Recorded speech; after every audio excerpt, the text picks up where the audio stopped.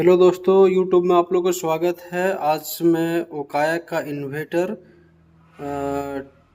ATS-W 1712 में pure sine wave inverter बता रहा है कंपनी। देखिए, ट्रू साइन वेव और फिर एनर्जी वेक्ट मैक्सिमम लोड हेल्डिंग, मतलब बहुत ज़्यादा बता रहा है कंपनी। देखते हैं इसको, और आज मैं इसको अनबॉक्सिंग करने वाला हूँ। ठीक है, तो देखिए इसका प्राइस वगैरह भी जो है 12,500 लिखता है, लेकिन उतने का इन्वर्टर नहीं है।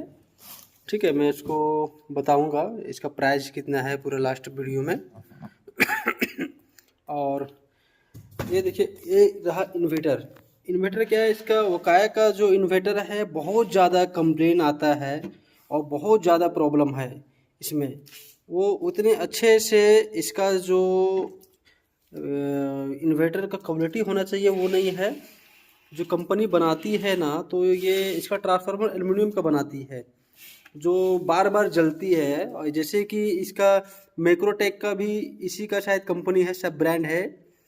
ठीक है ना, तो ये जो ट्रांसफार्मर इसका है बहुत जल्दी जलता है। मेरा पहले 1500 QSW था, जो प्योर सैनवे नहीं था, लेकिन सैनवे का जो आउटपुट था वो देने का कोशिश करता था वो। तो वो है बार बार वो जल रहा था, तो कंपनी ने रिप्लेसमेंट दिया और इसमें मुझे 1,750 रुपया 1,750 रुपया पेमेंट करना पड़ा एक्स्ट्रा। जो कंपनी, ये बेकार कंपनी लगता है मुझे। ठीक है, जबकि मेरा वारंटी पीरियड है, और वारंटी में कंप्लेन करके थक जाओगे, बहुत टाइम लगता है इसका सर्विस देने में। तो अपने एरिया में देखें कि ओकाया का सर्विस ना लें, ओकाया का कोई भी इन्वर्टर ना लें। जो कंपनी क्लेम करती है वो तो दे नहीं पाती है, और इनका जो सर्विस है बिल्कुल बेकार लगा। और इनके अंदर का बॉडी का पार्ट है वो मैं दिखा दूंगा मैं इसमें लास्ट में क्या है। ठीक है ना, क्या क्या देता है। लेकिन बाकी जो इन्वर्टर जो है इनका देखिए, कोई पीछे तरफ कोई भी स्विच नहीं दिया गया, बाईपास वगैरह का कुछ नहीं दिया गया। अब ये समझ में नहीं आता है कि अगर कोई इन्वर्टर ख़राब हो जाता है तो इनका क्या बाईपास कैसे करेगा या ऑटोमेटिक करेगा ये सिस्टम, ये पता नहीं है मुझे।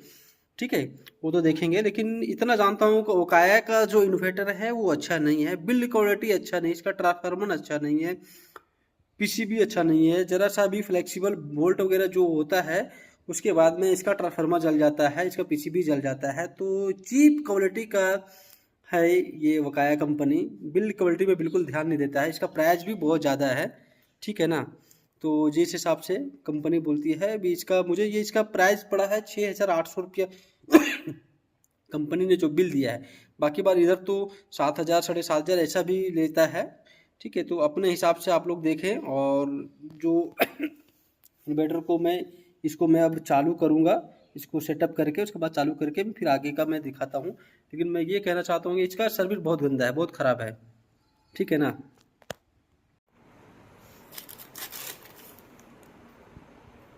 इस वीडियो को देखिए। इसका मॉडल नंबर है ATS 1712 ATS-W 1712। इसका सब कुछ स्विच इधर दिया हुआ है, और इसके अंदर का देखिए ट्रांसफार्मर जो है वो अच्छी क्वालिटी का देता नहीं है कंपनी, ये बहुत चीप कंपनी है। हद से ज़्यादा इन लोगों का तो ट्रांसफार्मर ही प्रॉब्लम आता है। और फिर पीछे का देखते हैं क्या लिखता है।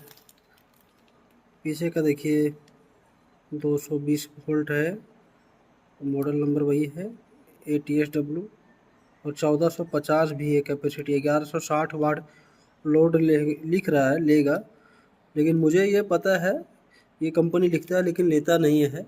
1160 वाट कभी नहीं लेगा ये लोड। तो काय कंपनी का इन्वर्टर बेकार है।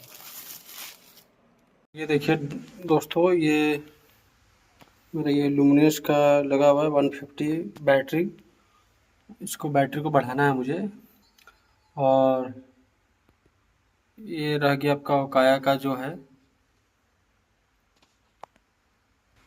तो इसको देखिए। अब मैं इसको यूपीएस को ऑन करता हूँ,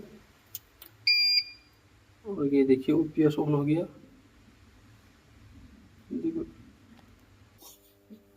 तो ये देखिए दोस्तों, मैं इसको लगा चुका हूँ और चार्जिंग हो रही है। और मैन भी ऑन है, यूपीएस ऑन दिखा रहा है, ठीक है ना। और अगर इस तरीके से अगर यूपीएस मोड है इसको दबाएंगे तो ये पता नहीं इसका बटन वगैरह कुछ काम नहीं कर रहा यूपीएस का, ठीक है। चार्जिंग का हाई मोड, लो मोड ये पता नहीं चल रहा है, कुछ वर्क ही नहीं कर रहा है। तो इस तरीके से है, पता नहीं ये क्या दिया है कंपनी में, किस तरीके से काम करता है। शायद यूपीएस मोड को लॉन्ग प्रेस करने के बाद ही यूपीएस मोड ऑन, हाँ यूपीएस मोड ऑन हो गया। इसको लॉन्ग प्रेस करना पड़ता है, उसके बाद ही ये होगा। हाई चार्ज के लिए फिर आपको ये लॉन्ग प्रेस करना पड़ेगा। हाई चार्ज हो गया, ठीक है। बैटरी कौन सा है, ये SFS कौन सा है, मैं इसको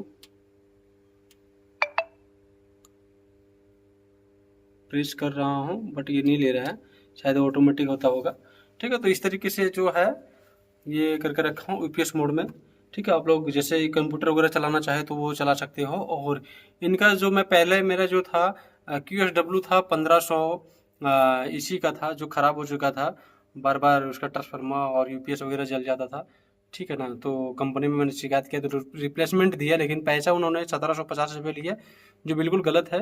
ये कंपनी बिल्कुल फ्रॉड कंपनी लगती है मुझे, अच्छा इसका बिहेवियर अच्छा नहीं लगा मुझे। और इसका कस्टमर केयर में भी कंप्लेन करो तो कंप्लेन के लिए बोलता है आपको 24-48 घंटे, जब तक कंप्लीट नहीं होगा तो आपको टेक्नीशियन विजिट ही नहीं करेगा, जो बिल्कुल गलत है, ठीक है ना।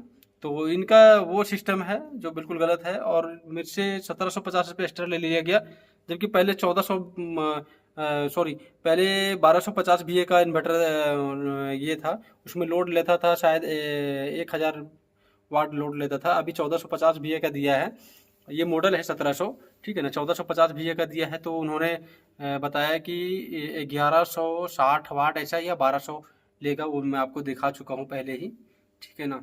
तो इस तरीके से है। मैं तो सजेस्ट करूँगा कोकाई का इन्वर्टर ना ले, सर्विस अच्छा नहीं है, बिल क्वालिटी भी अच्छा नहीं है इसका, ठीक है। ओके दोस्तों, मेरा वीडियो को प्यार देने के लिए बहुत बहुत धन्यवाद। और मैं इसका इन्वर्टर को ओपन करके मैं इसको दिखा दूंगा कि किस तरीके से इसका ट्रांसफार्मर, किस तरीके इसका ये रहता है, ठीक है ना, पूरा अंदर में, ठीक है। ओके दोस्तों, मेरे चैनल को सब्सक्राइब करें और बेल आइकन का बटन दबा दें और लाइक करें, शेयर करें।